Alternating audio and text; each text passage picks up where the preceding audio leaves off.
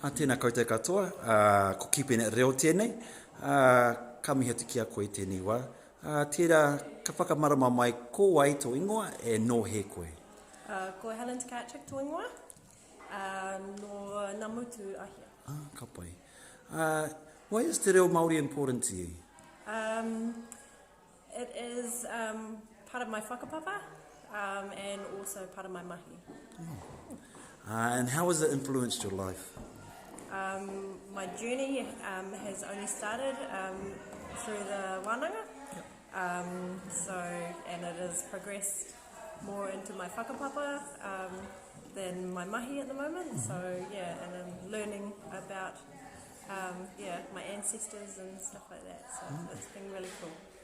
And he pātai wakamutunga, what advice would you give to those students thinking about possibly wanting to learn the language? Oh, give it a go. Definitely. Yeah. Okay. Yeah. You can't get it wrong. Okay. Yeah, and it's such a safe environment to learn in as well. Ka mihi atu ki a koe tēnei wā, ngā mihi. Kia ora.